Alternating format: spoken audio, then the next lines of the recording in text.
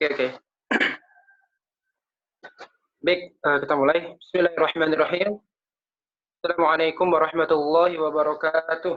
Waalaikumsalam warahmatullahi wabarakatuh. Alhamdulillahilladzi arsala rasulahu bil huda wa dinil haqq yudhiru 'ala ad-din kullih wa kafa billahi shahida. Asyhadu an la ilaha illallah wahdahu la syarika lah wa asyhadu anna Muhammadan abduhu wa rasuluh la nabiyya ba'dah. Allahumma shalli ala sayyidina Muhammad wa ala ali sayyidina Muhammad. Wa qala Allah ta'ala fi kitabil Qur'anil Karim. A'udzu billahi minasy syaithanir rajim. Bismillahirrahmanirrahim. Ya ayyuhan nasu ittaqu rabbakumul ladzi khalaqakum min nafsin wahidah wa khalaqa minha zawjaha wa batha minhuma rijalan katsiran wa nisaa'a wattaqullaha alladzi tasaaluna bihi wal arham innallaha kana 'alaikum raqiba. Alhamdulillah, segala puji bagi Allah yang senantiasa memberikan kita nikmat iman dan Islam, sehingga pada pagi hari ini kita diberikan oleh Allah kesempatan untuk bersilaturahim dalam agenda Forum Pemandu Nasional Kesatuan Aksi Mahasiswa Muslim Indonesia. Dan ini merupakan sungguh nikmat besar yang Allah berikan kepada kita, karena mungkin sebagian dari kita di pagi hari ini masih ada yang tidur mungkin, ada juga yang belum bangun mungkin, tapi kita diberikan oleh Allah kesempatan untuk menuntut ilmu, menimba ilmu di forum pemandu ini, insya Allah. Yang mudah-mudahan beberapa waktu bagaimana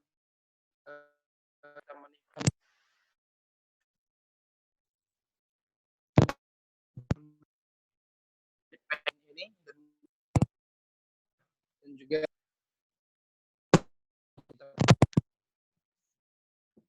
Suaranya baik,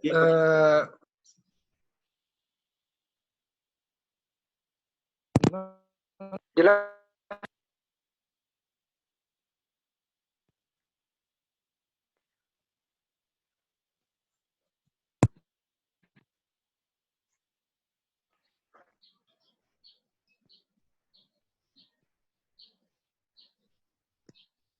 dengar kurang terdengar.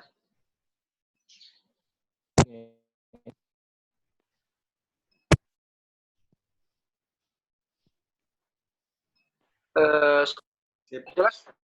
Sip.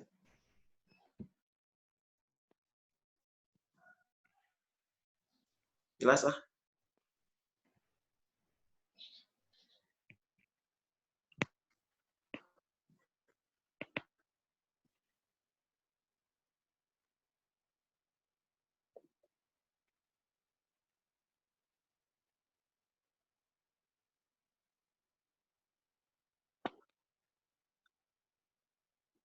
Oke, jelas ya.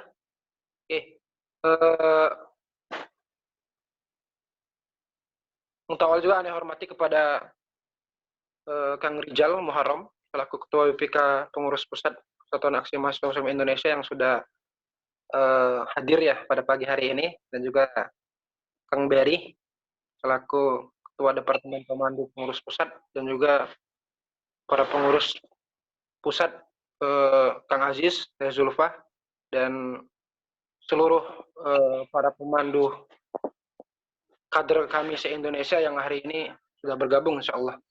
Oke, baiklah, marilah kita buka diskusi kita pada pagi hari ini dengan sama-sama melafazkan basmalah. Bismillahirrahmanirrahim. Bismillahirrahmanirrahim.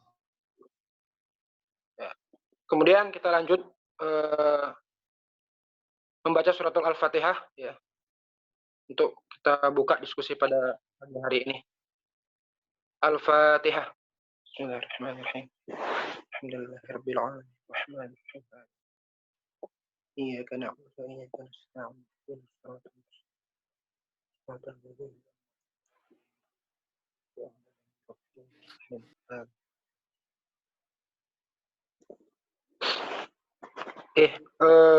Baik. Ane Ani bacakan sedikit runutan ya pada diskusi kita pada hari ini. Setelah ini akan ada kata sambutan dari Kepala Departemen Pemandu Pengurus Pusat kami, yaitu Kang Beri Sastrawan, kemudian nanti dilanjutkan dengan kata sambutan dari Ketua PP kami, Kang Rijal Muharram, ya. Serta nanti langsung dipandu ya sama Kang Khairul Aziz, selaku juga staf Departemen Pemandu di pengurus pusat kami, yang akan menjadi moderator daripada pembicara kita pada hari ini, yaitu Ustadz Dr. Widoh Supraha, insya Allah, yang nanti dimoderator oleh Kang Aziz. Kemudian ada sesi tanya jawab untuk diskusi kita pada hari ini, dan mungkin akan langsung saya tutup kembali dengan doa. Gitu. Baik, tanpa menunggu waktu lama, kita langsung saja kepada kata sambutan kepada Beri Sastrawan selaku Ketua Departemen Pemandu Pusat Persatuan Aksi Mahasiswa Muslim Indonesia. Pada akhirnya Beri Sastrawan, silakan. Ya, jazakallah pada MC Master of Ceremony ya. Suaranya terdengar jelas ya, insyaallah. Ya, bismillahirrahmanirrahim. Assalamualaikum warahmatullahi wabarakatuh. Alhamdulillahirabbil alamin, nahmaduhu wa nasta'inuhu wa nastaghfiruh wa na'udzubillahi min syururi anfusina wa min sayyiati a'malina. May yahdihillahu fala mudhillalah wa may yudlilhu fala hadiyalah. Asyhadu an la ilaha illallah wa la syarikalah wa asyhadu anna Muhammadan abduhu wa rasuluh la nabiyya wa la rasula ba'da. Yang ana hormati, yang sama-sama kita hormati semua, yaitu Ketua BPKPP kami, yaitu Kang Muhammad Rijal Muharram ya, MPD, yang telah berkenan hadir pada kesempatan pagi hari ini. Jazakallah khair yang sudah bisa menyempatkan hadir di tengah-tengah kesibukannya. Kemudian juga Kepala Bagian Kurikulum ya, Kang Aziz, Khairul Aziz Sukma, yang juga pada kesempatan forum ini menjadi moderator ya. Terima kasih. Jazakallah sudah bisa hadir dan berkenan menjadi moderator. Dan juga MC, di sini ada Kang Rizky Ramadan Ramarlamsyah, selaku Kepala Bagian Kelembagaan ya. Dan juga Kang Andika Aziz, Kang Andika, juga Kepala Bagian SDM, kemudian juga Sekretaris Departemen yaitu Teh Zulfa, yang hari ini jadi notulensi ya. Dan juga yang ana hormati semua ketua komander dan para pemandu ya se-Indonesia. Mohon maaf tidak bisa menyebutkan satu persatu tanpa mengurangi rasa hormat ana pada antum semua. Terima kasih sudah bisa hadir. Pertama-tama dan yang paling utama, marilah kita panjatkan puji syukur kita pada Allah Subhanahu wa taala karena pada kesempatan pagi hari ini gitu ya, yang mungkin belum mandi, belum sarapan ya, insyaallah mangga silakan sambil sarapan. Alhamdulillah pada kesempatan ini bisa hadir bertatap muka secara virtual. Mudah-mudahan Allah Subhanahu wa taala memberikan rahmat karunia kepada kita semua, dan mudah-mudahan setiap bit yang kita keluarkan dari kuota ini mendapatkan pahala di sisi Allah Subhanahu wa taala. Kemudian tak lupa salawat serta salam yang kita limpahkan kepada kita Nabi Bana wa Nabiyana Muhammad SAW, juga kepada keluarganya, sahabatnya, dan kepada kita seluruh umatnya. Semoga di hari kiamat kita mendapatkan syafaat dari beliau. Amin Allah ya rabbal alamin. Baik, pada kesempatan ini Forum Pemandu Nasional ya, kita sengaja mengundang seluruh Indonesia mengetes seperti apa nih anggapannya gitu ya, antusiasmenya gitu ya. Alhamdulillah ternyata walaupun mungkin dari sekian ribu pemandu yang mengikuti DPMK gitu ya, nah hadir kesempatan ini Allah beri kesempatan 80 orang nih ya sekarang. Mudah-mudahan teman-teman semua dengan adanya materi ini gitu ya bisa meningkatkan giroh teman-teman dalam membina gitu ya. Selain itu juga diharapkan teman-teman memiliki kesadaran yang lebih gitu ya akan pentingnya tentang membina dan pentingnya dakwah dan jihad, dan juga bagaimana nanti pemateri juga menyampaikan bagaimana kita memberikan menyadarkan kembali kepada kita gitu ya, bahwa pandangan Islam gitu ya, atau Islamic worldview gitu ya, karena pembicara ini salah satunya expert di bidang tersebut gitu ya, mudah-mudahan kita bisa mendapatkan wawasan yang lebih tentang keislaman gitu ya. Dan ini menjadi awal untuk peningkatan kapasitas para pemandu Indonesia untuk selanjutnya gitu ya. Mudah-mudahan selanjutnya bisa ada kajian-kajian yang tentu bisa menambah motivasi antum semua dan kapasitas secara syariah ataupun intelektual ataupun secara adab misalnya. Mudah-mudahan teman-teman di sini bisa menularkan gitu ya, ilmunya kepada teman-teman pemandu yang lain. Apalagi di saat pandemi seperti ini gitu ya, banyak kendala yang dihadapi oleh para pemandu gitu ya, misalnya kurangnya partisipasi dari para peserta atau kurangnya komitmen dari para pemandu. Harapannya dari sini gitu ya, walaupun bersignifikan tidak besar gitu ya, tapi aneh harapkan mudah-mudahan dari sini bisa menambah wawasan untuk antum semua. Apalagi sebentar lagi akan ada Idul Adha gitu ya. Mudah-mudahan momentum ini menjadi penguatan ruhiyah juga buat kita semua agar pembinaan kita tidak kering gitu ya. Itu saja mungkin dari Ane, mohon maaf jika ada kekurangan. Mohon kepada Kang Rijal selaku Ketua BPK untuk membuka acara ini. Mohon maaf jika ada kekurangan. Allahu a'lam bishawab. Wassalamualaikum warahmatullahi wabarakatuh. Silakan kepada MC. Waalaikumsalam warahmatullahi wabarakatuh. Oke, syukran kepada Kang Berry sudah memberikan sedikit nasihat kepada kita semua ya berkaitan dengan keberjalanan kepemanduan di tengah-tengah pandemi ini. Selanjutnya mungkin kepada Kang Rijal Muharram selaku Ketua BPK ya, sekaligus untuk membuka agenda Forum Pemandu Nasional kami pada pagi hari ini. Tafadhol pada Kang Rijal Muharram, silakan. Baik, bismillahirrahmanirrahim. Assalamualaikum warahmatullahi wabarakatuh. Waalaikumsalam. Alhamdulillah nahmaduhu wa nasta'inuhu wa nastaghfiruh wa na'udzu billahi min shururi anfusina wa min sayyiati a'malina may yahdihillahu fala mudhillalah wa may yudhlil fala hadiyalah. Alhamdulillahilladzi anzala sakinah fi qulubil mu'minin liyazdadu imana ma'a imanihim. Allahumma shalli wa sallim wa barik ala sayyidina Muhammad wa ala alihi wa sahbihi ajmain. Amma ba'd.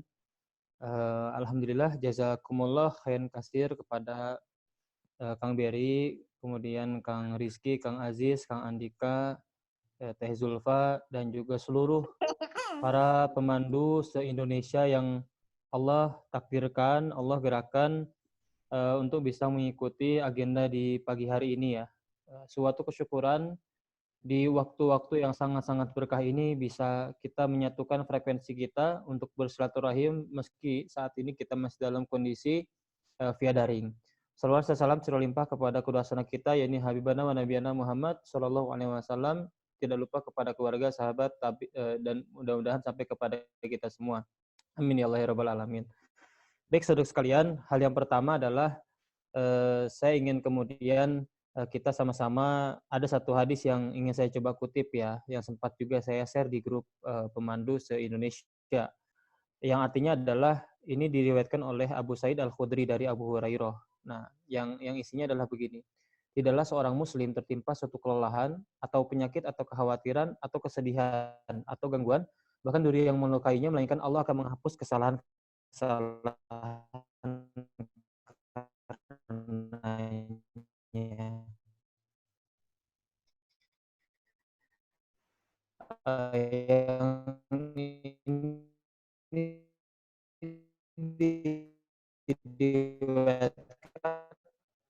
ini riwayat Al-Bukhari nomor 5000, hanya memberikan penguatan kepada kita semua ya, sebagai landasan awal dulu ya. Seorang kelelahan adalah kita menghapus kesalahan kita, maka niatkan ya sejak awal ketika kita terlibat di dalam kemanduan ini, niatkan yang paling pertama adalah semuanya adalah jadi kalau tadi kita bilang turun, kalau ada kurang optimal dan sebagainya, bisa jadi memang Allah sedang menguji niat kita. Kalau niat kita memang karena Allah, saya rasa tentu kita akan setidaknya konsisten untuk senantiasa menjaga giroh kita. Kalau kemudian semua hal ini kemudian girohnya menjadi turun atau kemudian adanya ketidaksemangatan dan sebagainya, barangkali memang ada hal yang kurang tepat sekaitan dengan landasan niat kita di dalam menjalani amanah-amanah dakwah ini. Nah, ini yang mungkin perlu kita garis bawahi dalam konteks yang pertama. Yang kedua, saya sangat menyambut baik tentang adanya Forum Pemandu Nasional ini, semacam trigger ya, sebelum kemudian selama 2 tahun ke depan, mudah-mudahan untuk kita aktifasi forum-forum pemandu di tingkat wilayah atau bahkan di tingkat daerah. Ya, karena kita lihat memang kepemanduan ini memiliki peran yang sangat strategis dan sangat penting, tetapi dalam perspektif pengembangannya ini memang masih memiliki banyak PR yang harus kita karyakan. Kenapa saya sebut menjadi sangat penting? Karena pemandu ini memang memiliki tanggung jawab untuk mengelola kader-kader kami di masa-masa golden age-nya begitu. Ya, ketika masa-masa AB1 ya, ketika masa-masa S1 itu, ketika usia pengkaderan atau usia anggota 1 sampai 4 tahun, itu adalah usia-usia emas yang akan memastikan dia untuk melanjutkan jenjang, untuk berkontribusi penuh dan lain sebagainya. Dan ketika ditanya siapa ya kemudian yang akan bertemu mereka, yang akan menjadi teladan bagi mereka, itu adalah para pemandu. Jadi tugas kita tidak hanya menyampaikan materi, tugas kita tidak hanya menyampaikan apa yang kita hafalkan atau apa yang kita baca, tapi yang paling penting adalah kita menjadi teladan bagi adik-adik kita yang kita bina ke depan.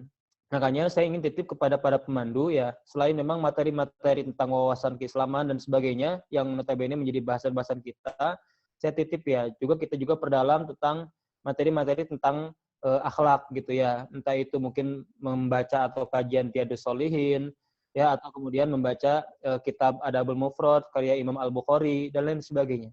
Supaya apa? Supaya setidaknya kita mampu benar-benar teladan untuk adik-adik kita gitu. Jadi saya berharap permasalahan ini atau mungkin hal-hal kaitan dengan bagaimana ikhtiar kita untuk menjadi teladan ini bisa kita selesaikan secara mandiri masing-masing. Yang kedua, forum kepemanduan ini saya harapkan juga menjadi momentum silaturahim yang sangat utuh buat seluruh pemandu nasional se-Indonesia ya, supaya memunculkan giroh yang sangat-sangat besar ya sekaitan dengan pengkaderan kita. Saya berharap para pemandu ini tidak dalam perspektif hanya selalu menunggu arahan, hanya selalu menunggu perintah, sehingga posisinya ini sifatnya pasif. Tapi saya berharap teman-teman bisa proaktif, ya, sehingga ketika ada permasalahan di tingkat grassroots, di tingkat dasar, kaitan dengan pengkaderan dengan adik-adik kita di AB1 dan lain sebagainya, teman-teman bisa aktif untuk berkontribusi ya di dalam menjaga napas gerakan kita. Yang ketiga, saya juga mengajak kepada teman-teman semua para pemandu nasional se-Indonesia ini untuk aktif juga di dalam berkarya, ya. Entah itu juga menulis, entah itu kemudian membuat video-video dakwah dan lain sebagainya, atau membuat semacam microblogging di Instagram dan lain sebagainya. Jadi saya titip untuk kita meriahkan suasana pengkaderan, kita bahagiakan dakwah kita ini, meskipun kita pahami bahwa dakwah ini kan memang tanggung jawab sangatlah berat. Tetapi tanggung jawab berat itu bukan berarti kemudian kita melalui itu semua dengan muka-muka murung, tetapi harus penuh dengan kebahagiaan. Nah, itu yang ingin saya coba dorong kepada antum semua. Kita memiliki jaringan yang besar, maka insya Allah harapannya kita juga bisa saling support satu sama lain untuk saling mengembangkan secara personal juga satu sama lainnya. Nah, dan yang terakhir, ya ke depan ada banyak kemudian saya berharap reformasi yang bisa dikembangkan oleh teman-teman di kepemanduan. Alhamdulillah ini Kang Berry, beliau adalah sosok dosen administrasi publik ya, yang sangat memahami tentang manajemen gitu kan, sehingga insya Allah akan sangat mengoptimalkan juga bagaimana manajemen kepemanduan kita. Belum lagi ada Kang Herul Aziz, beliau adalah seorang pakar juga ya, insya Allah menjadi ustadz juga buat kita semua. Juga ada Kang Rizky juga yang subhanallah kita bisa belajar dedikasi dan totalitasnya dengan beliau, juga Kang Andika, Zulfa, dan juga yang lain. Insya Allah kita banyak belajar di sini. Nah, saya berharap, sekali lagi, hal-hal baru silakan munculkan. Kalau ada ide dari teman-teman juga untuk kepemanduan, silakan sampaikan. Kami sangat terbuka, sehingga pada akhirnya kita bisa betul-betul berkarya secara penuh, ya. Dan ketika kita selepas di kami ini, kita betul-betul merasakan apa yang bisa kita dapatkan dan apa yang bisa kita berikan untuk Indonesia ini begitu. Ya, alhamdulillah ini saya lihat beragam dari berbagai macam penjuru tanah air. Nah, dan terakhir teman-teman semua, selain pemandu ini, nanti saya juga akan mengaktifasi instruktur, akan mengaktifasi juga kaderisasi dan sebagainya. Maka saya mohon untuk kerjasama dan supporting dari semuanya untuk sekali lagi kita meriahkan pengkaderan kita supaya betul-betul menjadi hal yang sangat memorable lah dalam dakwah-dakwah kita. Demikian mungkin yang saya sampaikan.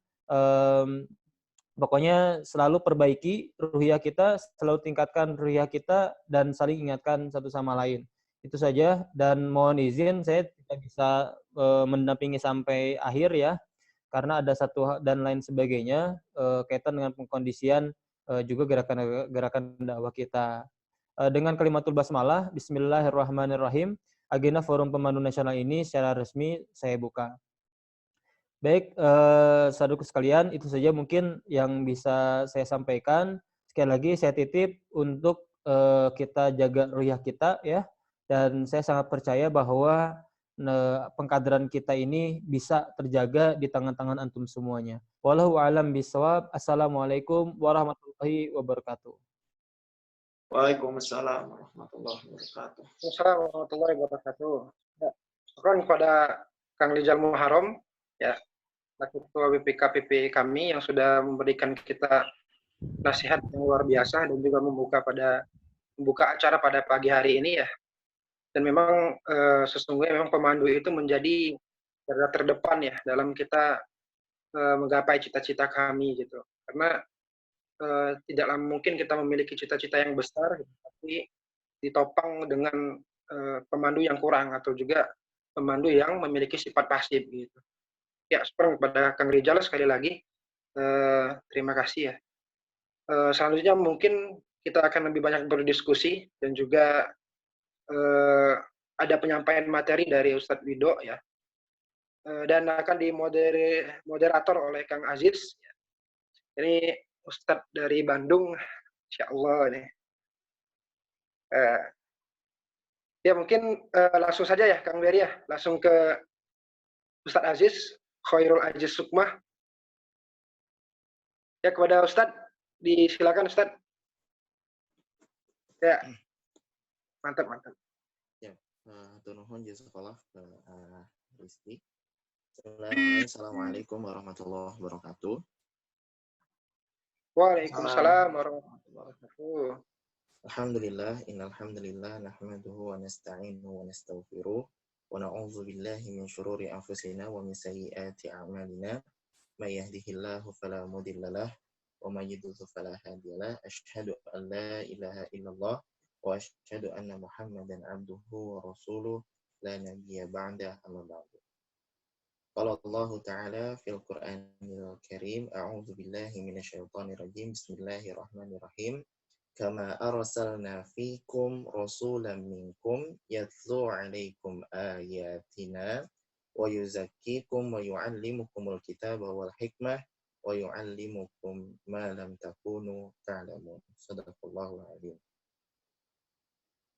Wa min hadis Rasulullah sallallahu alaihi wasallam an Abi Sa'id Al-Khudri radhiyallahu an qala kharaja Muawiyah radhiyallahu an ala halqah fil masjid faqala ma ajlasakum qalu jalasna nadhkurullah qala Allahi ma ajlasakum ila dhak qalu ma ajlasna ila dhak qala amma inni lam astahlifakum tuhmatalakum wa ma kana ahadun bimanzilati min Rasulillah sallallahu alaihi wasallam aqalla anhu hadithan minni inna Rasulullah sallallahu alaihi wasallam kharaja ala halqatin min ashabihi faqala ma ajlasakum qalu jalasna nadhkurullah wa nahmaduhu ala ma hadana lil Islam wa manna bihi alaina qala Allahi ma ajlasakum ila dhaka qalu ma ajlasna illa dhaka qala amma inni lam astahlifkum tuhmatalakum walakinnahu atani Jibril fa akhbarani anna Allah yubahi bikumul malaika. Rawahu Muslim. Alhamdulillah, puji syukur pada Allah Subhanahu wa taala. Saudara-saudara sekalian, iwafillah para pemandu se-Indonesia, Allah perkenankan kita untuk bertemu pada hari ini, di kesempatan pagi hari ini setelah menjalani aktivitas qiyam lail kita, lalu lanjut dengan sholat subuh kita dan tadarus serta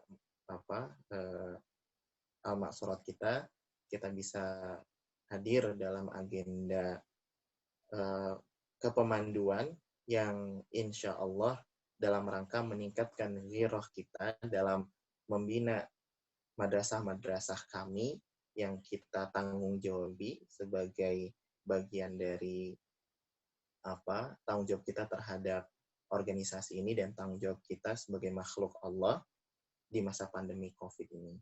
Salawat dan salam mari senantiasa kita sampaikan, selalu kita curahkan kepada Rasulullah Muhammad SAW, dan semoga juga tersampaikan kepada keluarga beliau, para sahabat, tabi'in, atba'ut tabi'in, dan kita semua berdoa semoga kelak di yaumul qiyamah kita menjadi salah satu manusia yang diaku umat oleh beliau. Amin. Selamat datang, jazakallah sudah memberikan kesempatan waktu kepada kami, Ustadz Wido Supraha, Komisi UWAH MUI Pusat. Insya Allah tanpa berpanjang kata, kita akan simak pemaparan tentang bagaimana kita meningkatkan ghirah membina di masa pandemi ini. Tapi sebelumnya izinkan saya untuk memperkenalkan pembicara kita, muwajih kita pada pagi hari ini. Nama beliau Dr. Haji Wido Supraha. Websitenya teman-teman bisa ikuti tulisan-tulisan beliau dan kegiatan beliau di widosupraha.com. Nomor HP-nya di 0815-891-2522. Di email bisa dikontak email di wido.supraha@wika-bogor.ac.id. Telegram channelnya di @supraha. Official channelnya di https:/t.me/supraha. FB-nya di @suprahawido. Twitternya ada di @supraha juga. Jadi ada beberapa akun yang Supraha ya, di Telegram channel, terus Twitter, FB-nya Supraha Wido. Atau ada Twitter juga Risalah Akidah. Ini juga salah satu Twitter yang mengelola tulisan-tulisan beliau. Instagramnya juga @supraha. Pendidikan S3 Pemikiran dan Pendidikan Islam Universitas Ibnu Khaldun Bogor.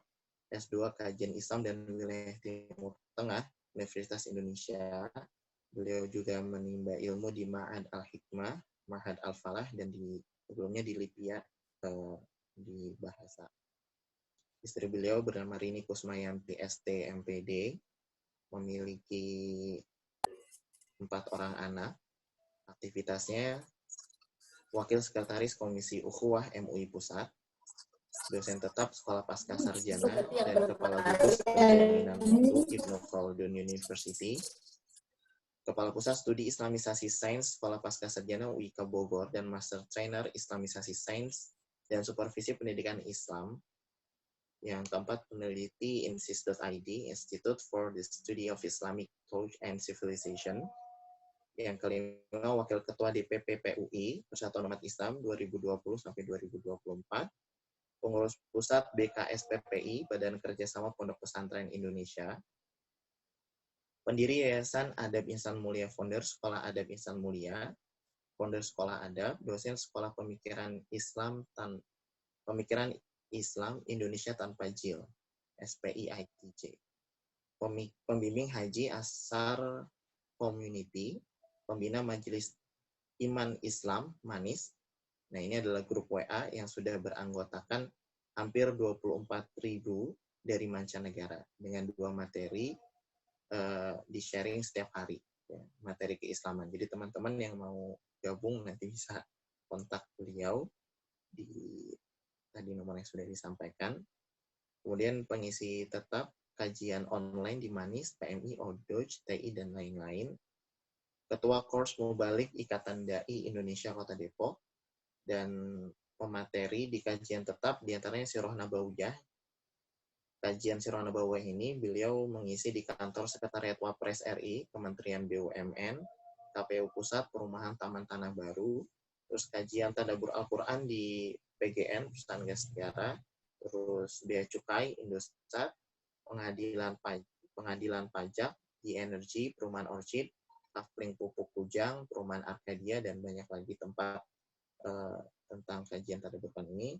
Lalu kajian Riyadus Shalihin di Mushola Al-Ikhlas, kajian fikih itu di KPP Palmera, di Tanah Abang, di Chevron, dan Nurul Fikri. Domisili beliau sekarang di Depok, Jawa Barat. Jadi teman-teman yang di Depok, alhamdulillah sangat beruntung, Depok dan Bogor ya. Ada beliau di sana bisa ikut kajian di tempat-tempat yang tadi sudah saya sebutkan. Moto hidup beliau, hidup mulia atau mati syahid, luar biasa. Kontaknya di 0815-891-2522. Nanti kalau ada yang mau tanya kontaknya bisa di grup pemandu. Dan insya Allah Ustadz, ini adalah teman-teman pemandu dari seluruh Indonesia. Pemandu ini istilah lain dari pembina gitu ya. Jadi memandu madrasah kami. Madrasah kami ini semacam mentornya, istilah kita madrasah kami, dan kami mohon tauji, arahan, dan pengalaman yang sudah Ustadz miliki ke kami untuk bisa memiliki semangat untuk tetap memberikan apa yang kita punya, walaupun satu ayat kepada teman-teman kader kami se-Indonesia. Untuk itu, saya persilahkan kepada Ustadz untuk menyampaikan. Mangga Ustadz. Oh iya, sebelumnya mohon maaf, peraturannya Ustadz ya, saya lupa menyampaikan, teman-teman nanti mohon untuk tidak menyalakan, tidak meng-unmute, terus videonya tetap bisa nyala. Nanti ada 3 pertanyaan di akhir, kalau bisa di chat ke room chat, terus nanti teman-teman dari pemandu pusat akan mengkolek untuk disampaikan ke Ustadz. Ini saja, mangga Ustadz. Jazakallah khair, Ustadz Khairul Aziz Sukma. Sebelum Anda mulai, ini videonya kayaknya pada mati semua ya? Oh ya, mohon teman-teman yang videonya bisa dinyalain aja ya, biar kelihatan. Itu min adab ta'lim. Ya, jadi kita bertatap langsung. Jazakumullah khairan atas kesempatan antum mengaktifkan videonya, kecuali mahasiswa yang kekurangan kuota dimaklumi. Jadi yang tidak menyalakan video, insya Allah saya doakan kuotanya dimudahkan Allah. Kalau yang perlu bantuan kuota, nanti Anda transfer kuota dari sini supaya videonya bisa aktif. Ya. Bismillahirrahmanirrahim. Ana akhukum fiddin, Wido Supraha. Uhayyikum jami'an bitahiyyatil islamil khalidah wa tahiyyatul islami salam. Assalamualaikum warahmatullahi wabarakatuh. Semoga kedamaian, rahmat Allah, dan berkahnya dicurahkan kepada antum semuanya. Alhamdulillahi rabbil alamin, alladzi hadana lihadza wa ma kunna linahtadiya laula an hadana Allah. Alhamdulillahilladzi allafa baina qulubina fa asbahna bi ni'matihi ikhwana. Asyhadu an la ilaha illallah wa asyhadu anna Muhammad Rasulullah. Allahumma fasalli wa sallim wa barik ala sayyidina Muhammad sayyidil mursalin wa ala alihi wa sahbihi ajma'in, amma ba'du. Ikhwani wa akhwati fid din, a'azzani Allah wa iyyakum. Pada kesempatan kali ini saya mewakili generasi semi kolonial ingin berdiskusi kepada antum yang memang faktanya beda generasi gitu ya. Antum adalah generasi milenial. Karena itu saya tentu saja tidak akan terlalu nyambung sama antum secara bahasa karena perbedaan jarak umur. Umur ana sekarang 41 tahun dan antum mungkin masih berkisar di 21 atau 22 ya. Yang sudah nikah baru Ustadz Beri Sastrawan aja kayaknya nih.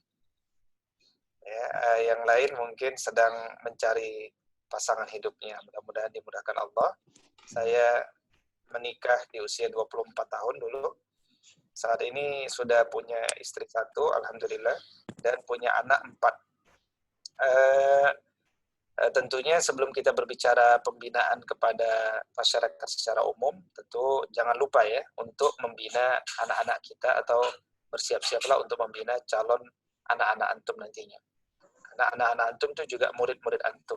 Ya, karena itu kita sebisa mungkin belajar menjadi orang tua yang baik, ya, menjadi orang tua yang diridhoi oleh Allah. Kenapa? Karena menjalankan fungsi kita sebagai pendidik, sebagai murabbi bagi anak-anak kita. Ya, jadi tahapannya adalah, tapi tahapan ini bukan setelah itu baru itu, gitu ya. Tapi setelah Anda memulai ini, maka tambahkan ini, tambahkan ini. Karena setiap yang dimulai itu nanti tidak akan pernah selesai. Contoh, Al-Imam menjelaskan bahwa mulailah dengan islahu nafsihi. Hendaknya dia memperbaiki dirinya dahulu. Jadi setelah memperbaiki diri, itu memperbaiki diri nggak ada berhentinya. Ya, jadi kalau antum berbicara saya akan jadi murabbi setelah saya siap, nah itu abstrak sifatnya. Karena itu tidak mungkin orang itu punya parameter siap. Ya, bahkan saya misalkan telah mendapatkan gelar doktor, itu juga bukan berarti saya telah berhenti dalam menuntut ilmu. Terus menerus ya mengambil ilmu dan seterusnya. Karena itu kemudian paralel ketika kita telah berusaha memperbaiki diri dan memulai langkah perbaikan diri, maka selanjutnya adalah perbaiki keluarga kita. Nah, setelah kita memperbaiki keluarga kita, mulai kita masuk untuk memperbaiki saudara-saudara kita yang lain. Itu tahapan-tahapan. Jadi bagaimana kemudian kita punya tahapan-tahapan berpikir ya, bertahap, sehingga kemudian Allah Subhanahu Wa Taala turunkan rahmat untuk kita. Ya. Jadi kalau antum belum nikah, mudah-mudahan dengan amaliyah antum mendidik manusia ya melalui pembinaan ini, Allah mudahkan antum untuk mendapatkan pasangan hidup yang bisa bergenggaman tangan menuju jannah. Gitu ya. Jadi selalu bertawassul dengan amal-amal soleh kita. Ya, dan ini amal soleh. Mendidik generasi itu amal soleh. Ya, saya kan sedang berbicara dengan para murabbi yang telah melalui daurah murabbi. Ya, maka cintailah pekerjaan ini. Ya, antum tahu bahwa ketika Nabi Muhammad Sallallahu Alaihi Wasallam itu berhasil menaklukkan kota Makkah, maka yang pertama kali setelah beliau menaklukkan kota Makkah, beliau menitipkan pesan kepada Ali ibn Abi Thalib radhiyallahu taala anhu pada waktu itu supaya bertahan dulu di sana. Jadi Nabi pulang ke kota Madinah, Ali masih disuruh berhenti di Makkah itu beberapa waktu, ya sekitar 9 hari kalau saya tidak salah. Kemudian Nabi SAW berpesan kepada Ali waktu itu, ya Ali, la an yahdiyallahu bika rajulan wahidan khairun laka min humurin na'am. Satu orang saja jadi baik gara-gara engkau, Ali, maka itu lebih baik daripada yang terbaik sekalipun unta merah, ya terbaik, harta terbaik apapun di dunia ini itu dapat dikalahkan ya nilainya dengan satu orang jadi baik gara-gara antum. Itu pesan Nabi kepada Ali radhiyallahu taala anhu. Makanya Ali adalah sosok murabbi terbaik, ya. Karena itu dia mencintai pekerjaan itu. Nah, karena itu sebagai wujud kecintaan murabbi kepada mutarabbinya adalah dia tidak pernah melihat jumlah, ya, tidak pernah melihat jumlah. Jadi hatta satu orang sekalipun dalam agenda pembinaan dia hadir, maka hormati satu orang itu, ya.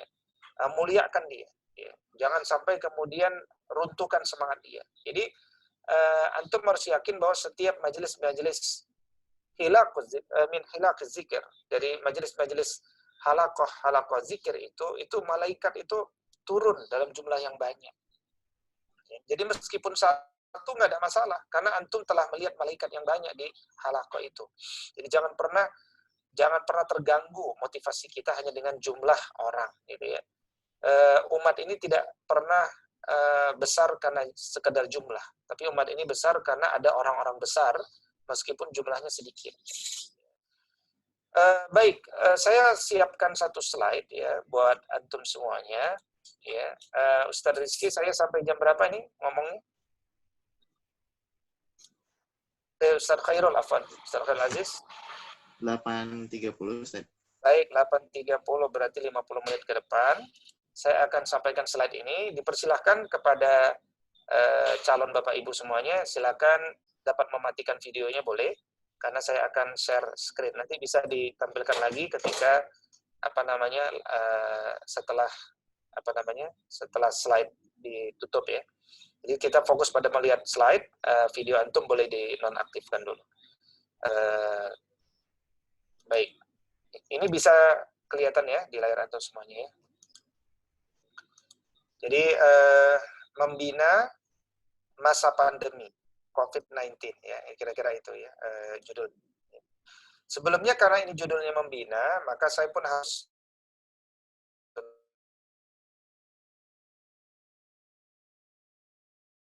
cara membina, tapi saya tidak membina gitu ya. Saat ini saya membina ada 7 grup ya, ada 7 grup setiap pekannya. Satu grupnya itu sekitar 15 orang ya. Jadi setiap pekan itu kita sibuk dengan aktivitas pembinaan dan kita yang butuh aktivitas pembinaan ini sebenarnya, bukan mereka yang butuh kita. Jadi nanti saya akan sampaikan kenapa kemudian kita butuh majelis halaqah ini. Jadi murabbi yang butuh, bukan mutarabbi yang butuh. Jadi kita yang butuh majelis ini untuk mendorong keberkahan di antara kita. Saya ingin awali dengan satu kalimat, carilah minimal satu alasan saja mengapa engkau harus mencintai pekerjaan membina. Ya, ini penting. Proses membina ini namanya tajnid ya. Mungkin antum sudah pernah dengar ya, istilahnya tajnid. Jadi mengkader, membina. Ya. Jadi dalam masalah kebaikan, carilah minimal satu alasan mengapa engkau harus mencintai pekerjaan kebaikan tertentu. Ya.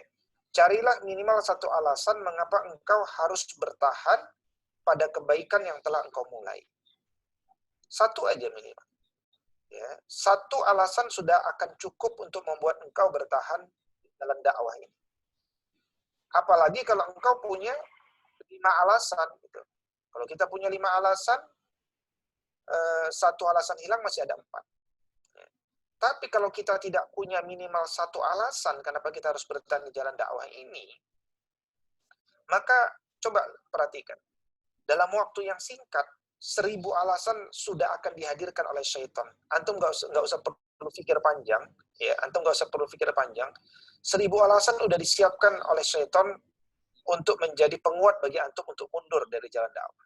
Nah, itulah menariknya kehidupan itu ya. Bagaimana peran syaitan itu membuat syak, membuat keraguan-raguan, membuat lemah semangat, membuat was-was, membuat ketakutan, sehingga kemudian kita tidak fokus pada kebaikan yang telah kita mulai. Ya. Baik, saya ingin juga mengawali dengan slide kedua, yaitu siapa sih sebaik-baik manusia, gitu ya. Siapa sih khairukum, sebaik-baik manusia. Nah, ini kan Nabi beberapa kali menyebutkan tuh di dalam pesan-pesannya. Khairun nas, khairukum, khairun nas, khairukum, gitu ya. Kalau kita kumpulkan di antara yang disebut sebaik-baik manusia adalah pertama, kata Nabi, khairukum man ta'allama al-Qur'ana wa 'allamahu. Yaitu mereka yang belajar Al-Qur'an dan mengajarkan Al-Qur'an. Nah, ini sebaik-baik kalian, kata Nabi sallallahu alaihi wasallam. Berikutnya yang kedua, khairukum ya ahasinukum akhlaqan idza faqihu. Yaitu yang paling bagus akhlaknya kalau dia faham betul. Ya. Berikutnya adalah khairukum man yurja khairuhu wa yu'manu syarruhu, kata beliau. Ya, jadi sebentar ya.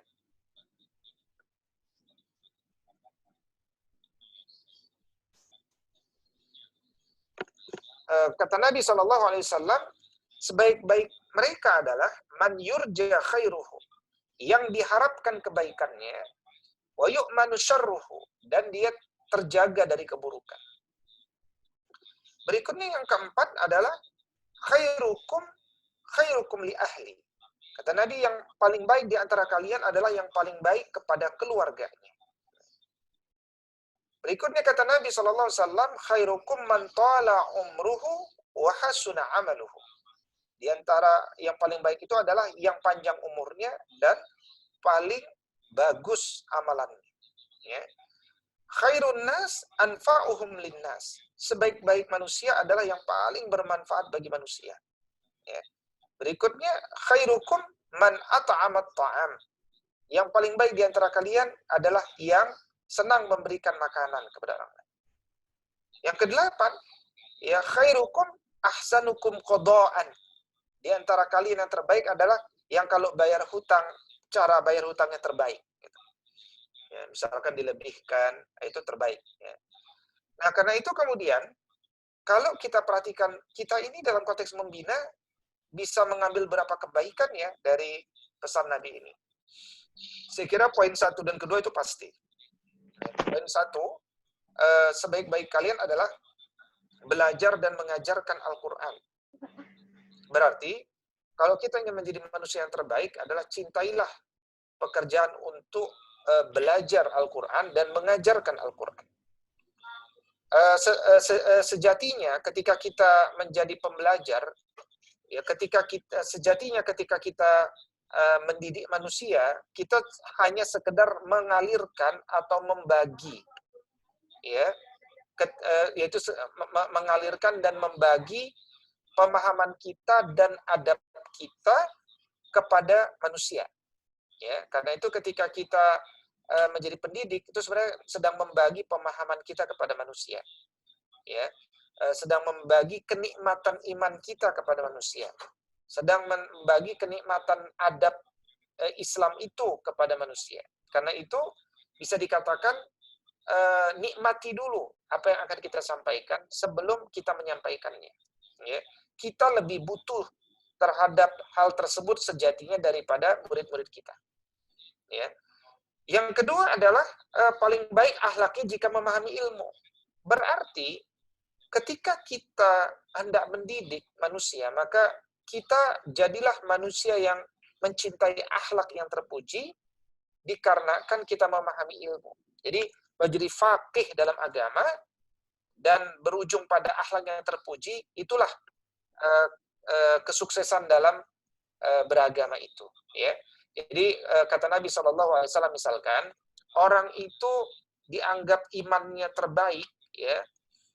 Kata Nabi, akmalul mu'minina imanan ahsanuhum khuluqa. Ya, iman yang paling terbaik itu adalah yang akhlaknya terpuji. Itu kata Nabi. Ya, jadi iman terbaik itu harus berujung pada akhlak terpuji. Kalau mereka mengaku imannya terbaik tapi akhlaknya tidak terpuji, nah itu keliru. Ya, itu berarti dia belum memahami iman yang sebenarnya. Gitu ya. Nah, karena itu akhlak terpuji itu biasanya hadir karena seseorang itu faham kenapa dia harus berakhlak terpuji. Nah, orientasi kita dalam membina itu adalah orientasi ini, orientasi Nabi. Ya. Nabi itu kan mengatakan, innama bu'istu liutammima makarimal akhlak. Aku itu diutus untuk menyempurnakan akhlak manusia yang sudah baik. Ya. Jadi akhlak manusia dulu sudah baik dan bertambah baik dengan agama ini. Gitu ya. Jadi menjadi faqih itu target agama. Nah, berikutnya tentu ketika akhlaknya baik, ya, dia akan menjadi manusia yang diharapkan kebaikannya dan terjaga dari keburukannya. Jadi poin nomor 3 juga menjadi dampak gitu ya.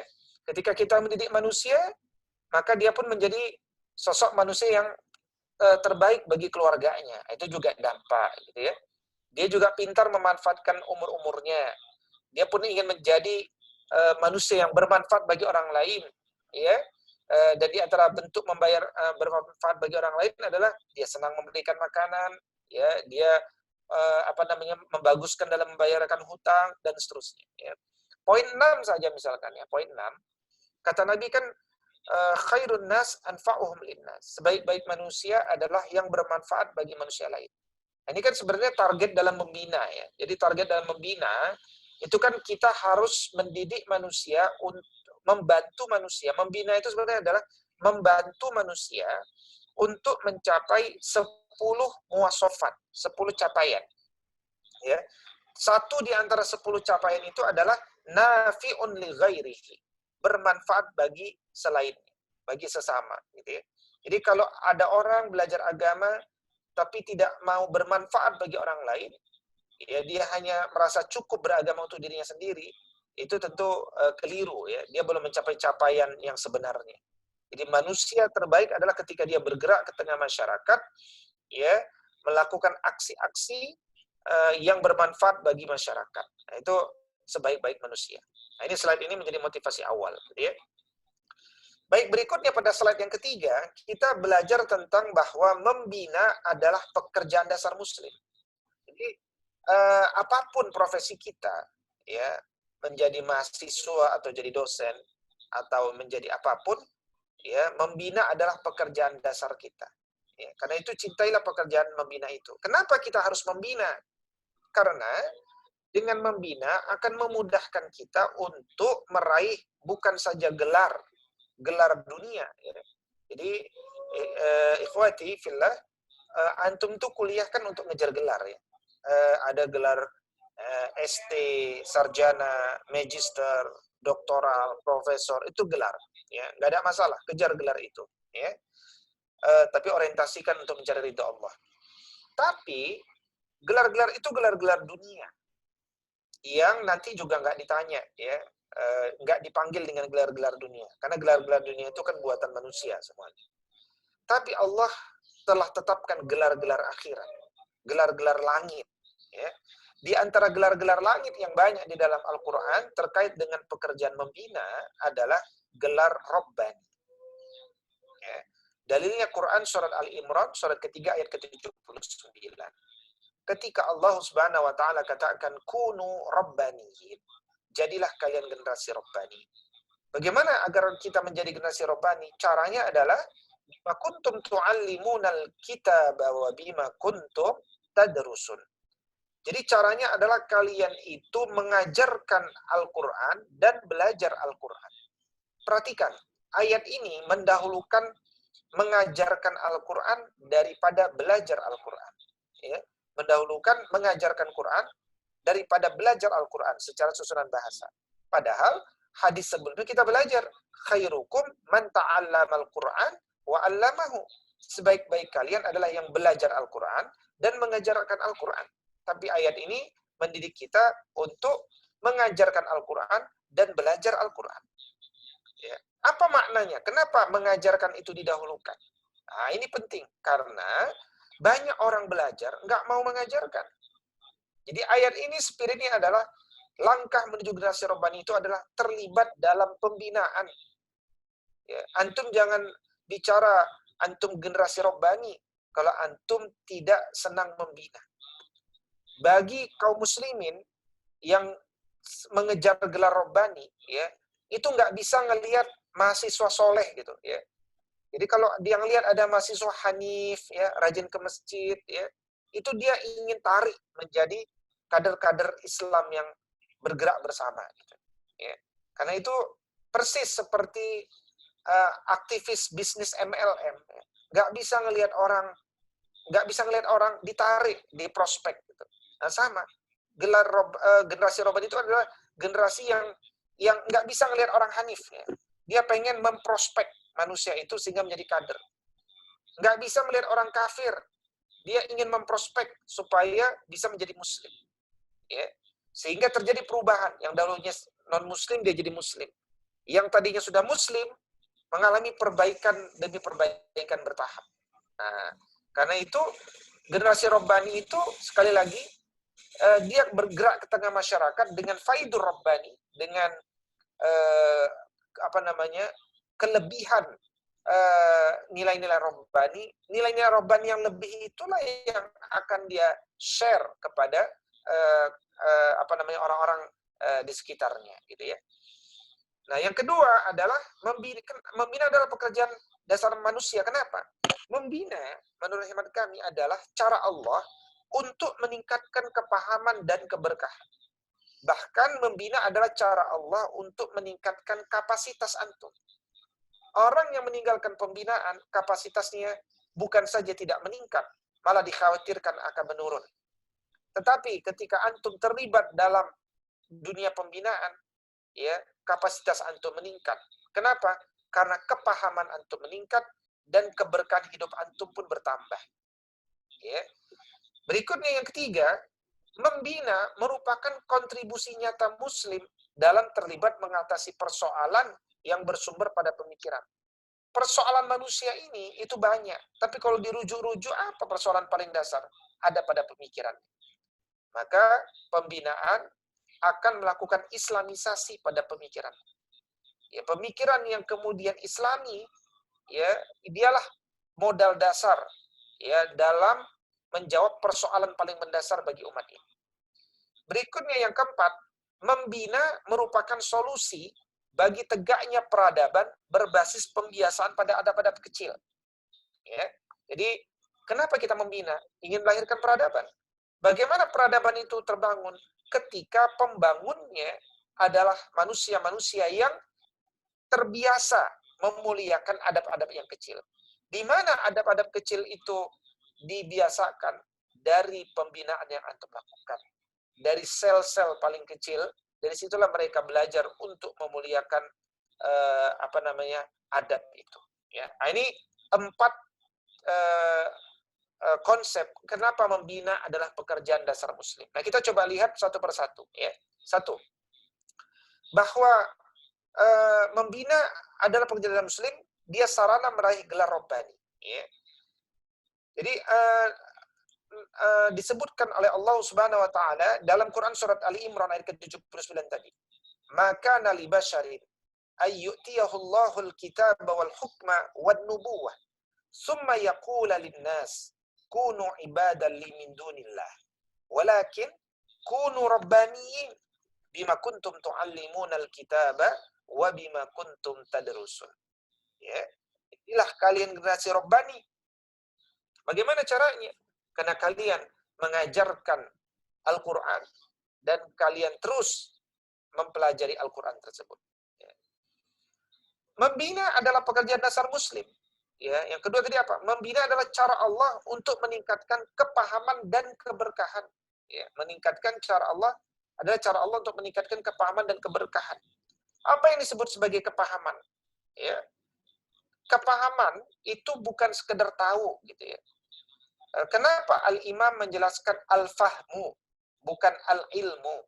Kenapa al-fahmu? Karena faham itu mulia. Faham itu yang utama. Ya. Seseorang itu, kata Al-Imam Al-Jazairi, dia mulia bukan karena banyak riwayatnya, tapi karena mendalam di riwayatnya. Ya.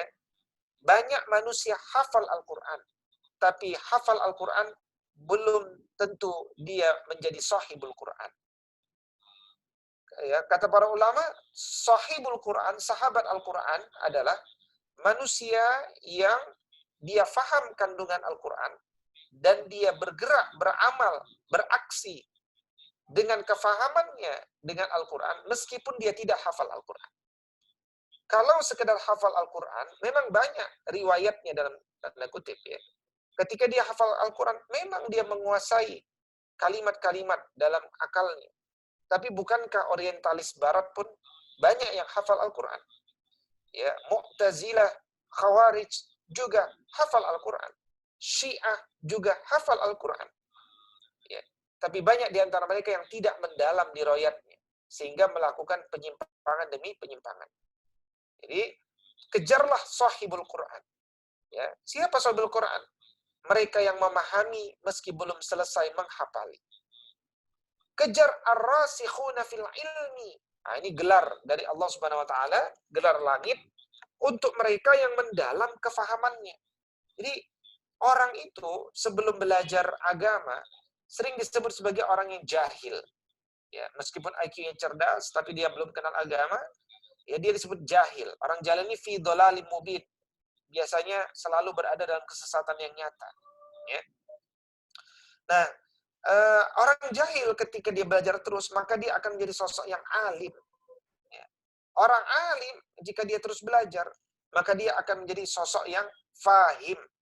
Ya, ketika dia belajar untuk memahami apa yang dia ketahui. Nah, orang yang kemudian memahami secara mendalam apa yang dia ketahui, orang itulah yang disebut sebagai faqih. Ya. Proses dari jahil menjadi alim, menuju fahim, hingga akhirnya faqih. Proses inilah yang dalam Al-Quran surat At-Taubah ayat ke-122 disebut sebagai tafaqquh. Ya. Dan tafaqquh yang paling utama adalah tafaqquh dalam masalah fardu ain, tafaqquh fid din, gitu ya. Nah, karena itu kejarlah kefakihan. Banyak orang tahu tapi tidak mengamali. Ya. Tidak mungkin orang mengamali kalau dia tidak memahami. Dan puncak ketinggian orang yang faham adalah ketika dia memahami dengan sangat mendalam. Itulah faqih itu. Ya, sehingga kita ingat bahwa Abdullah ibni Abbas radhiyallahu taala anhu dulu didoakan oleh Nabi sallallahu alaihi wasallam, Allahumma faqihhu fid din wa 'allimhu ta'wil. Ya. Jadikan Ibn Abbas ini adalah faqih betul dalam masalah agama dan alim betul dalam mentakwilkan ayat-ayat Allah Subhanahu wa taala. Ya. Nah, ciri orang-orang yang faham adalah ketika mereka beraksi, bergerak, mewarnai bukan terwarnai, memperbaiki bukan diperbaiki. Makanya orang itu disebut solih manakala dia menjadi muslih. Ya. Solih itu puncaknya kebaikan. Ya. Dan orang itu disebut solih kalau dia bergerak berbuat perbaikan. Nah, orang yang bergerak membuat perbaikan itu disebut muslih. Ya. Muslih. Nah, karena itu targetkanlah faqih.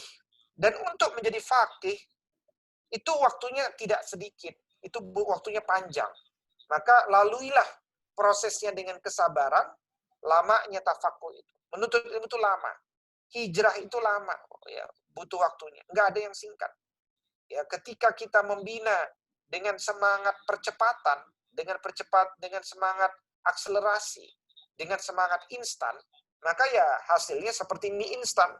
Terasa nikmat, tapi dalam jangka panjang dia akan jadi penyakit. Ya. Karena itu jangan senang dengan yang instan. Karena itu dalam kitab adab dalam menuntut ilmu selalu yang didorong adalah bersabar dalam proses yang panjang. Ya, menuntut ilmu itu tulus zaman, waktunya panjang.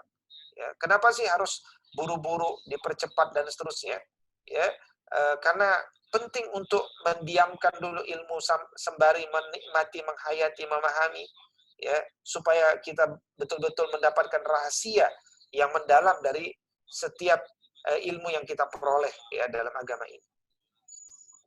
Karena itu kata Nabi Shallallahu Alaihi Wasallam, man yuridillahu bihi khairan yufaqihu fiddin. Barang siapa yang Allah kehendaki kebaikan padanya, niscaya orang itu akan dijadikan faham dalam agama. Yufaqihu fiddin. Orang itu akan dijadikan faham betul dalam beragama. Ya, jadi kalau antum dimudahkan oleh Allah Subhanahu wa taala menjadi orang baik, antum cirinya adalah dimudahkan faqih dalam agama. Ya. Karena itu sering-seringlah kita beristighfar kepada Allah kalau kita ini kok merasa kesulitan dalam memahami agama. Bukankah ad-dinu yusrun, agama ini mudah. Tapi kenapa aku sulit memahami ini?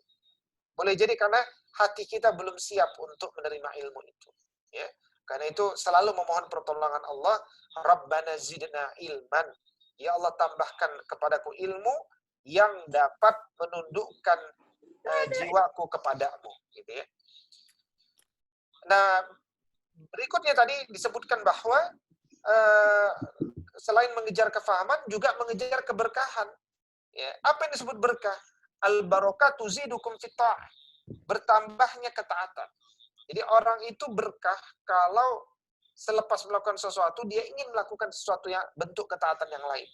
Dan tidak ada matinya, terus bersemangat. Habis satu aksi, melanjutkan aksi lainnya. Dalam konteks ketaatan kepada Allah Subhanahu wa Ta'ala. Nah, dalam konteks membina, kenapa kemudian seseorang itu senang membina? Ya, kenapa seseorang itu harus senang membina?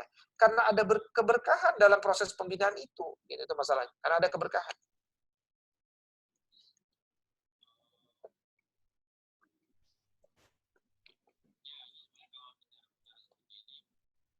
Di antara bentuk keberkahan adalah kita mengharapkan pahala jariyah. Kan Nabi SAW mengatakan, "Idza mata ibn Adam inqata amalahu illa salas." Jadi bagaimana ketika orang itu wafat, ya, maka terputuslah amaliyahnya kecuali 3 perkara. Apa itu yang 3 itu? Ya, di antaranya adalah al-ilmu, ya, yuntafa'u bih. Ilmu yang banyak orang mengambil manfaat daripada. Karena itu semakin banyak murid-murid kita, semakin banyak mutarabbi kita, maka insya Allah, ya, semakin banyak sumber-sumber, ya, jariyah bagi kita yang itu akan berlipat ganda untuk kita, meskipun kita sudah tidak ada di dunia ini. Kedua, apa berkah dengan membina ini? Memotivasi diri kita menjadi lebih baik, ya. Dan itu otomatis, ya.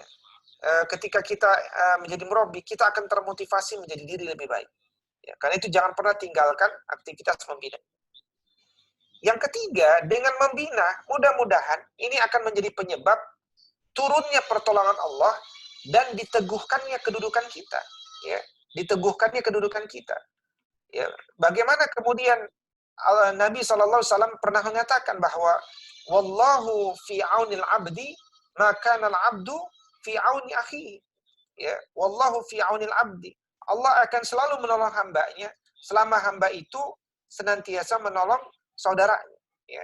Jadi bagaimana kemudian seseorang itu ketika dia membina manusia, berarti dia sedang menolong saudaranya. Dan yakinlah ketika kita sedang menolong saudara kita, maka Allah akan menolong diri kita, akan meneguhkan jiwa-jiwa kita. Gitu ya. Nah berikutnya, kenapa kemudian kita membina? Kita membina mengharapkan disolawati oleh Allah Subhanahu Wa Taala. Ingat Nabi SAW pernah mengatakan, Innallaha wa malaikatahu hatta namlata fi juhriha wa hatta al-hut la yusalluna ala muallimin nasil khair.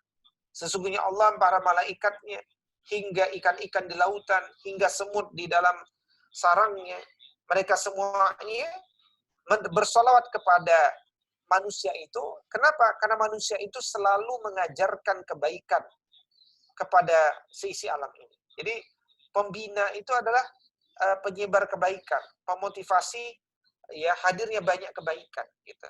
Ya. Nah, berikutnya, kenapa kita harus membina? Karena dalam Quran surat Ali Imran ayat 110 telah disebutkan bagaimana disebutkan kuntum khaira ummatin ukhrijat linnas ta'muruna bil ma'ruf wa tanhauna 'anil munkar wa tu'minuna billah. Ya, syarat kita ini menjadi umat terbaik atau dimasukkan ke dalam golongan umat terbaik adalah ketika kita selalu berada dalam lingkaran mengajak kebaikan dan mencegah manusia dalam keburukan. Dan itu proses pembinaan, gitu ya. Berikutnya, kenapa kita semangat membina? Karena ya, Allah katakan dalam Quran surat Fussilat ayat ke-33, "Wa man ahsanu qawlan mimman da'a ilallah." Ya. Perkataan apalagi yang paling baik kecuali mengajak manusia ke jalan Allah. Tugas kita ngajak manusia ke jalan Allah. Ya. Tugas kita mengajak manusia ke jalan Allah. Itu tugas kita. Bukan mengajak kita kepada kelompok kita. Itu hizbiyah. Tetapi mengajak manusia ke dalam ide-ide keislaman. Jadi kita bergerak bersama kesamaan ide, bersama kesamaan ideologi, bersama kesamaan visi. Ya, karena itu ide dilanjutkan, visi dilanjutkan dengan misi, ya, dan misi dilanjutkan dengan program kerja. Ya. Nah, karena itu program-program pembinaan itu bagian daripada visi besar umat Islam. Ya, seperti itu. Baik, berikutnya yang ketiga, membina merupakan kontribusi nyata Muslim dalam terlibat mengatasi persoalan yang bersumber pada pemikiran, ya, yang bersumber pada pemikiran. Jadi kalau kita perhatikan bagaimana kemudian persoalan umat Islam ini apa sih sebenarnya? Apa persoalan umat ini? Persoalan umat ini bisa dikatakan berawal pada pemikiran, ya, berawal pada pemikiran, yaitu the loss of adab, ya, hilangnya adab. Ya, hilangnya adab ini adalah awal mundurnya peradaban dan awal daripada lemahnya perjuangan sebenarnya. Ya, ya, karena itu kemudian, ya, kalau ditanya apa sih penyebab kemunduran umat Islam? Umat Islam ini bukan mundur karena politik, bukan karena ideologi, bukan karena pendidikan, bukan. Karena pelaku pendidikan, pelaku ekonomi, pelaku politik adalah manusia. Maka manusia itu apa persoalannya? Persoalannya adalah karena kehilangan adab. Ya, ketika kita membina, mendidik manusia, kita sedang mengembalikan kecintaan mereka pada adab-adab itu, gitu ya. Itu yang penting bagi kita. Ya. Karena itu kemudian persoalan umat ini berawal pada pemikirannya. Ketika kita membina, kita memperbaiki pemikiran, kita mulai menguatkan adab-adab mereka. Dan itulah modal paling dasar dalam membangun peradaban. Gitu ya. Itulah modal paling dasar. Ya. Ketika orang itu the loss of adab, hilang adab, maka tidak ada lagi yang dapat diharapkan. Ya. Kita ingin bicara menegakkan peradaban Islam. Kita ingin mencontoh Turki misalkan. Kita ingin mencontoh hal-hal yang gemilang. Tapi kita sudah tidak punya adab pada guru-guru kita. Ya, kita sudah tidak punya adab pada jamaah kita. Maka pada saat itu cita-cita itu semacam mimpi. Ya. Karena cita-cita besar, ya, mengembalikan peradaban Islam yang gemilang itu cita-cita besar. Tapi hal yang besar itu tidak mungkin terwujud kecuali kemudian kita mengawalinya dengan hal yang kecil, ya, hal yang sering diremehkan orang, yaitu adab-adab yang kecil itu. Ya. Nah, karena itulah kemudian menurut Syed Muhammad Naqib Al-Attas, guru atau pembina atau pendidik itu istilah yang paling tepat sebenarnya adalah bukan murabbi tapi muaddib, lebih mendalam lagi, yaitu muaddib. Ya, prosesnya bukan tarbiyah tapi lebih mendalam lagi ta'dib. Kenapa? Karena lebih berorientasi pada melahirkan generasi beradab. Muaddib gitu ya. Muaddib namanya. Nah, jadi dalam proses ta'dib itu sudah mengandung proses-proses seperti tadris, ya, di mana pengajaran sering disebut mudarris, ta'lim, pengajaran sering disebut muallim, juga mungkin ada unsur tadrib, ya, pelatihnya disebut mudarrib, ya, dan tarbiyah, di mana pendidikan disebut murabbi ay murabbiyah, gitu ya. Ketika disebut ta'dib, maka sudah tergambar di dalamnya ada proses-proses yang tadi kita sebutkan, tetapi dia sudah berorientasi pada adab itu sendiri. Ya.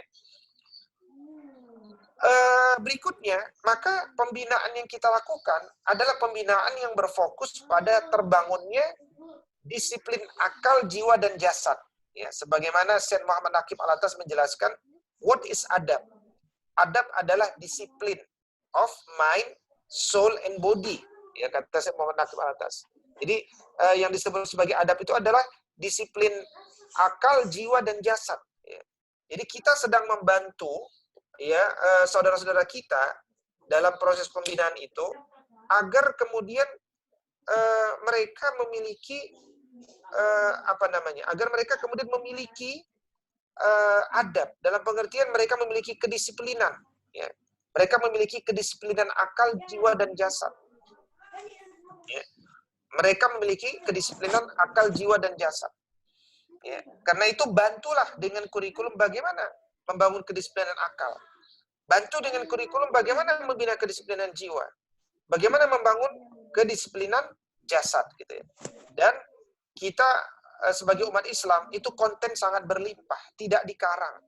Kita remas dari kitab suci, kita remas daripada hadis-hadis nabawi, maka akan melahirkan, ya, satu kurikulum yang holistik, yang komprehensif untuk membangun disiplin akal, disiplin jiwa, dan disiplin jasad. Apa materi untuk membangun disiplin akal? Apa kurikulumnya? Ada.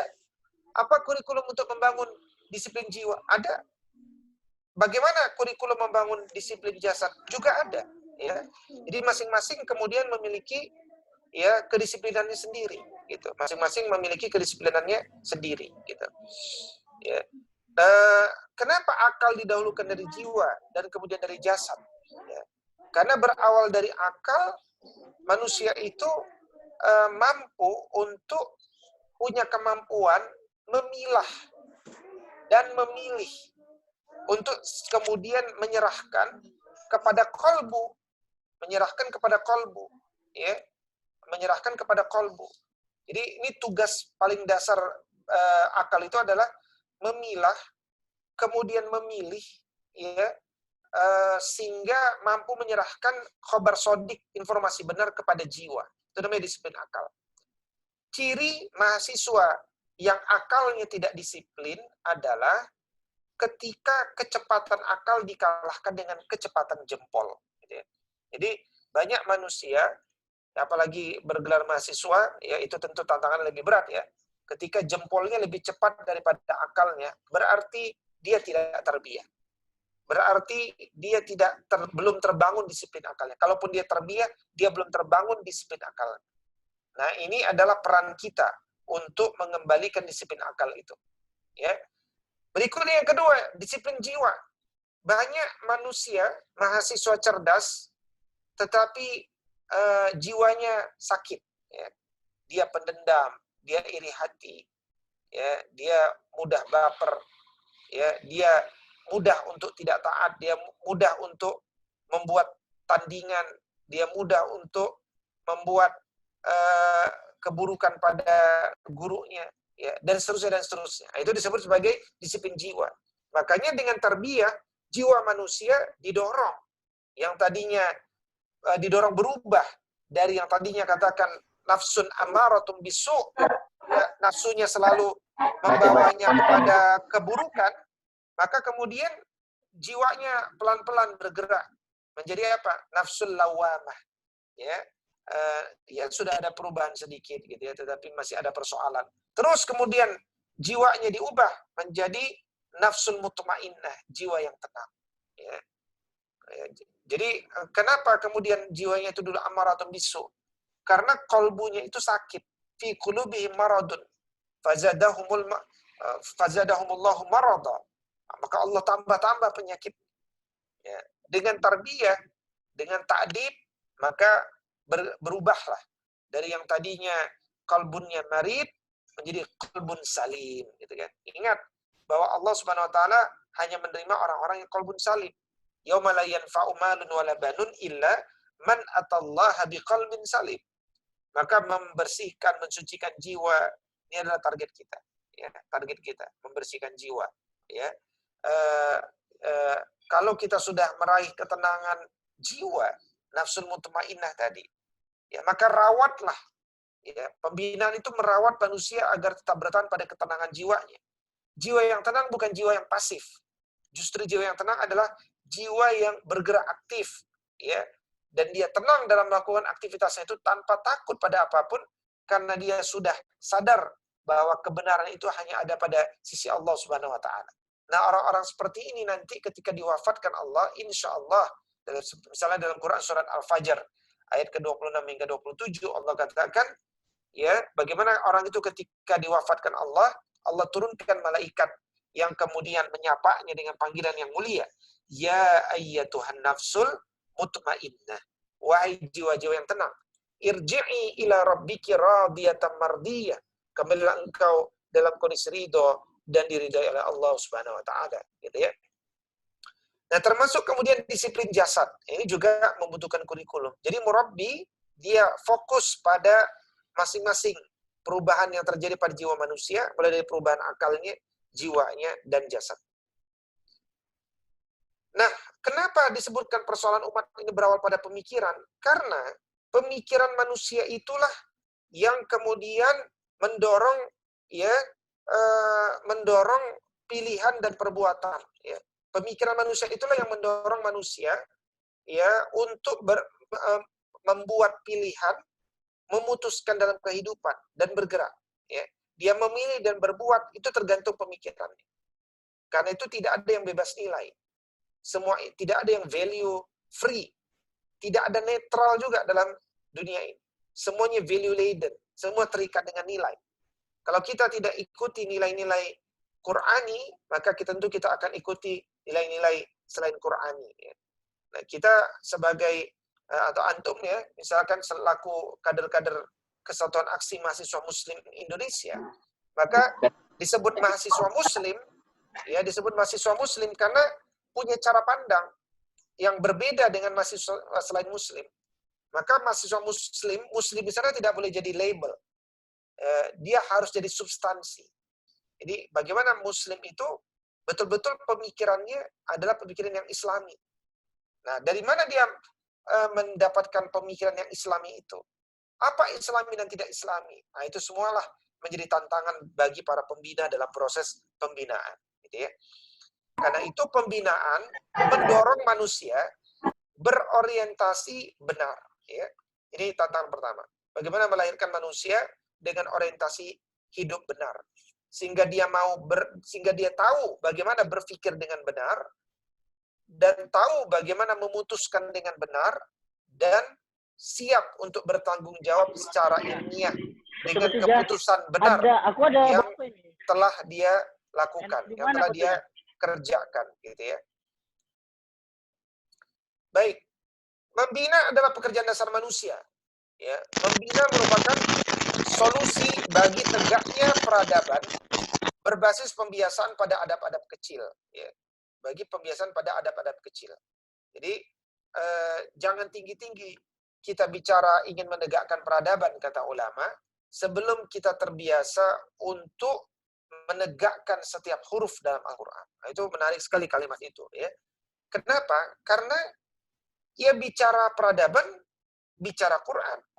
Dan bicara Al-Quran, yang 6.236 ayat itu, berarti bicara 77.439 kata. Berarti bicara 340.740 huruf. Karena ayat kan kumpulan kata. Kata itu kumpulan huruf. Maka jangan remehkan setiap huruf dalam Al-Quran. Ya, apalagi dalam Al-Quran itu ada huruf yang juga kata. Misalkan bi dengan, ka seperti, tak demi, wa dengan, ya, la sungguh, ya, dan seterusnya, gitu ya.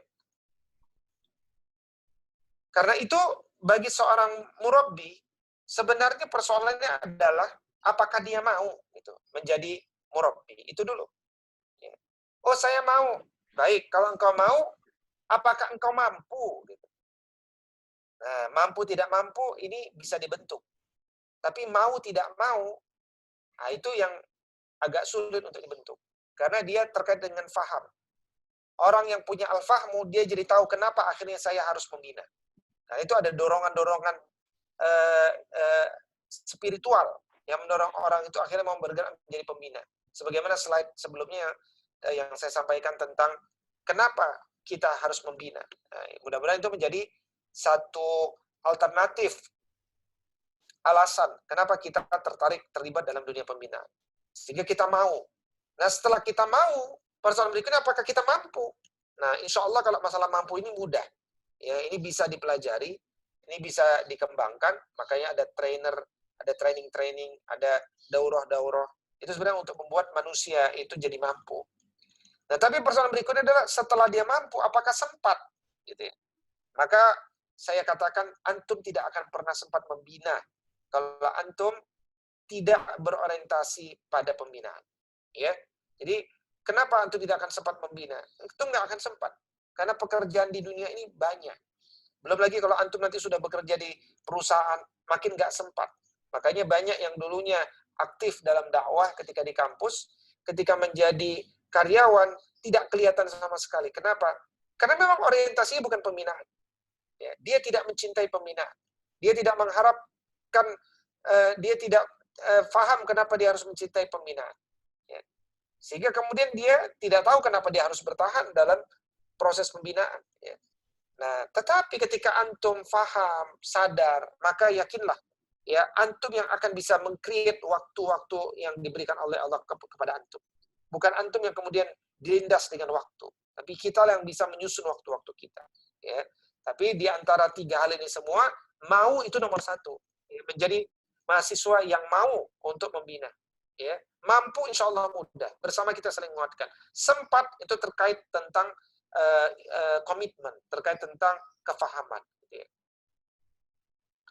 Nah, sekarang kita coba masuk ya di wilayah epidemi COVID-19 ini.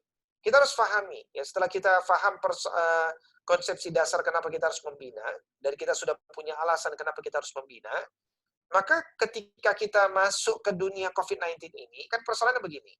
Kenapa sih ada bicara COVID-19? Karena di COVID-19 ini orang nggak bisa keluar.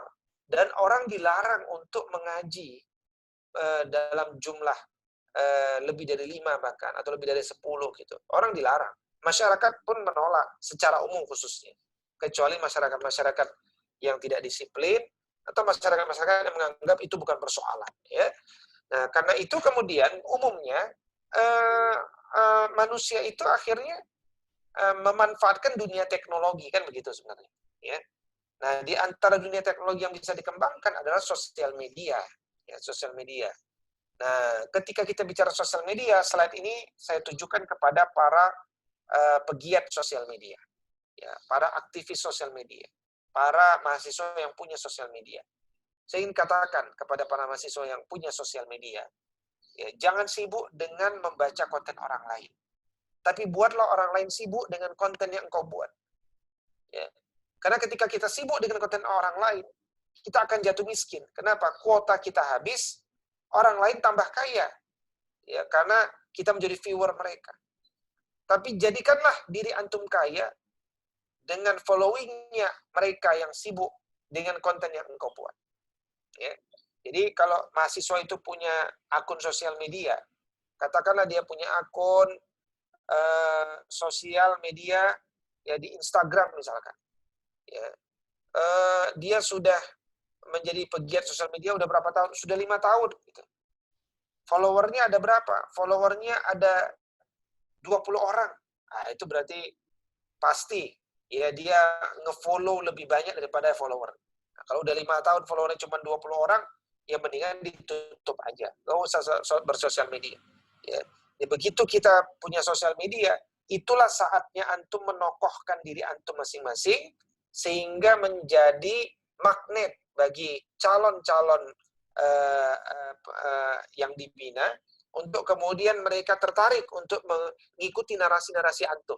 Nah, dalam konteks ini, kita sudah mulai bergerak, antum bukan lagi bicara tajnid, tapi antum sudah mulai berbicara tajmi'. Ya. Jadi ada tajnid, ada tajmi'. Ya. Baik, apa yang unik dari era pandemi ini dikaitkan dengan era pembinaan? Saya sering katakan era pandemi adalah era pembinaan. Ya. Era pandemi adalah era pembinaan. Ya. 1 menit ya, 1 menit mohon izin.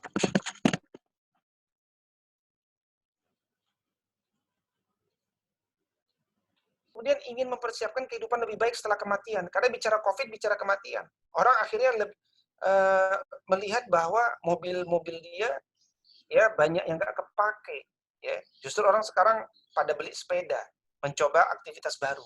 Karena motornya tidak kepakai, mobilnya tidak kepakai, ya, dan seterusnya. Tapi orang diingatkan dengan ketakutan kematian. Maka orang banyak yang kemudian ingin mempersiapkan kehidupan lebih baik setelah kematian. Gitu ya. Ketiga, banyak yang ingin memiliki komunitas baru, yang mendukung minat baru berbasis passion. Orang akhirnya ada yang di PHK, ada yang kemudian bosan, dan seterusnya. Mereka akhirnya mengidentifikasi apa passion mereka. Dan kemudian mencoba mencari komunitas, atau mereka membuat komunitas. Nah, berikutnya, banyak juga yang terpaksa mencari alternatif ekonomi. Ekonomi bagi keluarga yang baru. Gitu. Ya. Artinya, banyak yang di PHK, banyak yang kemudian harus berganti pekerjaan. Akhirnya mereka mencari apa alternatif ekonomi baru. Nah, saya ingin katakan dari fakta-fakta ini sebenarnya mahasiswa dapat kemudian berpikir, ya, karena pembinaan itu bisa dimulai dari menarik mereka berdasarkan minat dan kebutuhan mereka. Ya, maka kita harus jeli melihat di mana kita bisa punya kesempatan untuk menarik mereka dalam grand design dakwah kita. Bagaimana kemudian sederhananya antum bisa menarik mereka menjadi ikan-ikan di kolam antum. Ya, itu sebenarnya. Ya. Karena itu otomatis ya akan sedemikian itu. Dan saya telah coba dalam beberapa banyak kesempatan bagaimana saya membuat kolam-kolam lebih banyak di masa COVID-19 ini ya dibandingkan ketika di masa offline dengan biaya yang kemudian tentu relatif lebih murah karena kita hanya memanfaatkan teknologi dan biaya internet ya. Nah, tetapi kemudian tahapan dakwah itu tetap sama ya. Ingat, misalkan beberapa ayat Al-Quran mengatakan bahwa cara dakwah Nabi itu kan ada 3 tahapan.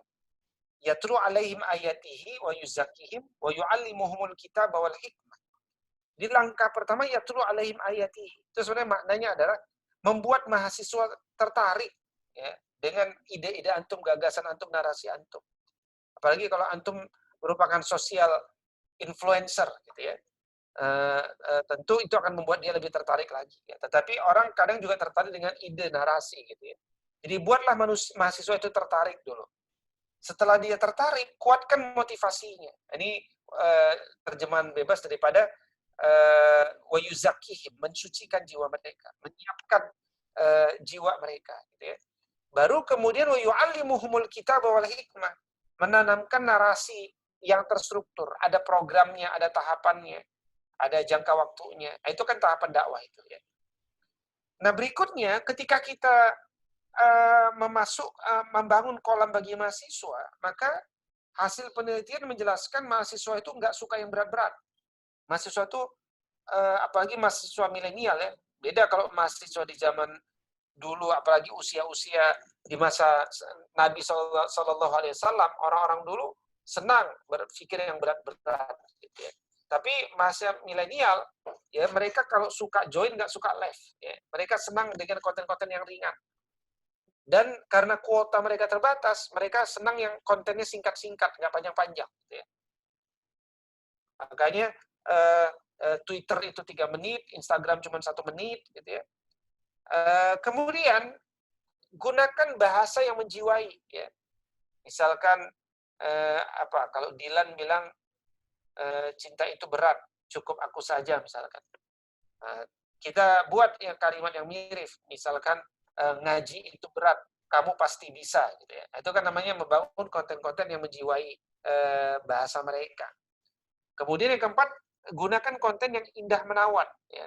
Baik melalui meme, quote, vlog, video, ya, tweet, ya, macam-macam, ya. Nah, ini kan bahasa mahasiswa ya, bahasa yang antum paling paham sebenarnya.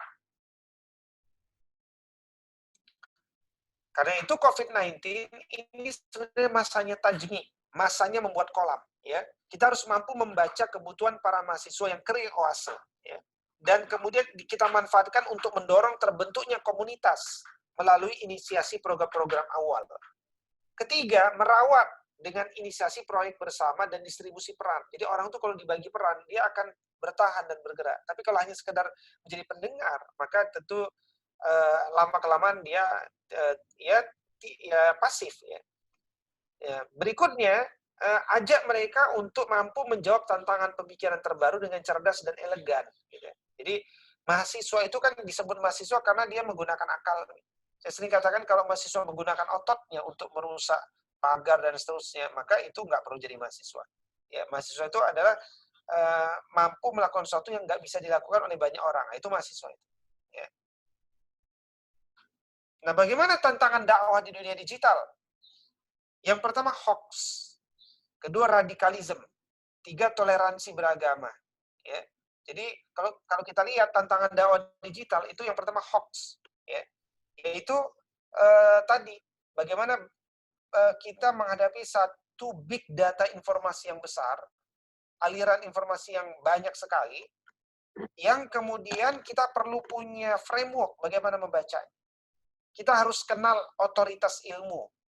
Ya, kita harus kenal dari mana kemudian kita mengambil satu informasi benar itu. Ya. Sehingga kemudian tidak jempol kita yang lebih cepat daripada akal kita, tapi jempol kita menunggu ya arahan daripada akal kita gitu ya. Yang kedua radikalisme. Ya. Tantangan dakwah digital ini adalah memudahkan banyak mahasiswa yang kemudian terjebak pada gerakan-gerakan radikal, ya. Radikal dalam pengertian negatif ya. Jadi bagaimana kemudian mereka ingin bersegera dalam menciptakan perubahan, Maka muncullah aliran-aliran seperti ISIS, ya, dan seterusnya. Kemudian toleransi beragama, ya, bagaimana tantangan dakwah digital itu memunculkan satu kalimat-kalimat yang sering menunjukkan rendahnya toleransi beragama, gitu ya. Nah, karena itu kemudian hal-hal ini harus di-leading oleh kestaraan mahasiswa Muslim.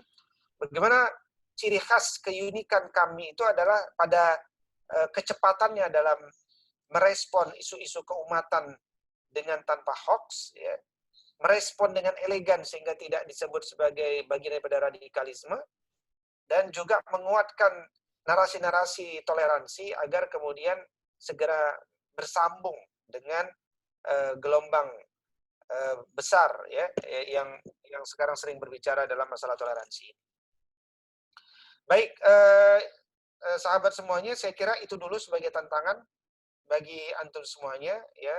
Silakan nanti dapat diperkaya dalam fase diskusi, ya. Dari saya cukup sekian. Aku qouli hadza wa astaghfirullah li wa lakum. Wallahu muwaffiq ila aqwamit thoriq. Assalamu alaikum warahmatullahi wabarakatuh. Waalaikumsalam warahmatullahi wabarakatuh. Hatur nuhun jazakallah Ustaz atas pemaparan dari materinya. Sungguh luar biasa kalau kata Rizky, ini sarapan yang paling bergizi gitu di masa pandemi ini gitu, insyaallah. Baik, teman-teman sekalian, tadi sudah dipaparkan dan saya kira banyak hal yang bisa diambil untuk menjadikan kita lebih semangat dalam pembinaan, pendampingan terhadap kepemanduan gitu ya, terhadap teman-teman se-Indonesia gitu. Mungkin nanti jika ada pertanyaan bisa di chat room, kemudian nanti teman-teman dari Kepemanduan PP akan mengumpulkan. Silakan bagi kolek saja di chat room ya. Tapi sebelum itu, Ustaz, awalan mungkin dari Ana ingin ada yang ditanyakan. Ini kan bagaimana ya kalau di saya sendiri sebenarnya memiliki sedikit kesulitan begitu, dibilang ketika di kami ini proses ideologisasi kita punya waktu 4 tahun dalam pembinaan di kami ini secara organisasional ya. Terus bagaimana menempatkan proses tarif, takwin, tanfis segala macam itu dalam kondisi yang kita tidak bertatapan langsung, kita tidak bertemu melalui media perantara seperti ini, dan kemudian ada satu hal lagi, yaitu ketika kita mencoba mengideologisasi gitu saja, karena kita adalah harokat tajdi tadi, ada proses ideologisasi kekamian, terus juga pergerakan segala macamnya, yang secara personal saya mengalami sedikit kesulitan gitu ketika tidak bertatap langsung gitu. Mungkin saya ada pengalaman ketika masanya daring seperti ini memberikan tadi proses dari mulai paham itu sampai berikutnya seperti apa, Ustaz? Mungkin itu saya dari menunggu pertanyaan dari teman-teman. Ya, baik. Silakan kalau ada pertanyaan dari sahabat semuanya bisa di kolom chat juga bisa, silahkan. Jadi memang tentunya dengan masalah daring ini itu pasti ada keterbatasan. Ya.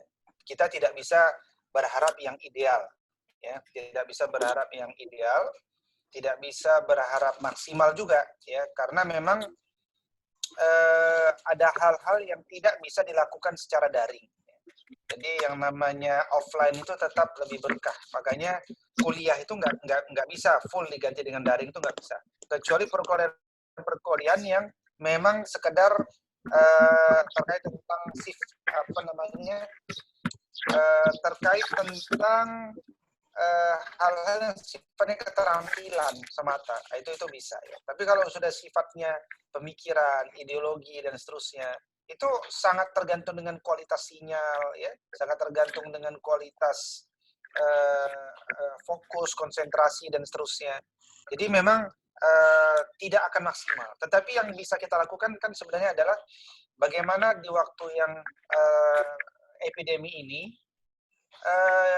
tidak hilang semuanya gitu ya. Jadi kaidah fikihnya adalah kalau kita tidak bisa mengambil semuanya, maka jangan tinggalkan seluruhnya. Gitu. Jadi tetap yang bisa kita lakukan apa?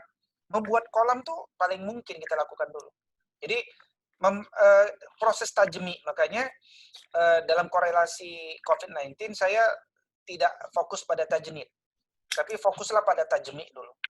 Jadi, membuat kolam yang banyak sehingga ikan itu masuk semua ikan ke sana. Ya, karena itu awal yang dan itu paling mudah. Kenapa? Karena situasinya orang sekarang didorong ke arah sana gitu Mas. Jadi orang tuh mau tidak mau, suka tidak suka mulai beradaptasi untuk cintai komunitas yang sifatnya daring. Ya. Nah, maka perbanyak komunitas-komunitas, perbanyak kolam-kolam itu.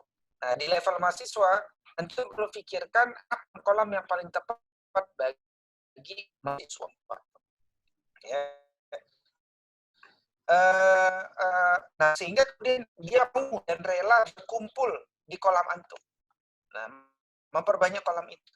Nah, dari kolam itu kemudian antum bangun otoritas. Ya, jadi kader-kader kami itu harus jadi kader-kader yang otoritatif di bidangnya. Ya, karena itu narasi-narasi antum harus narasi-narasi yang ilmiah, narasi-narasi yang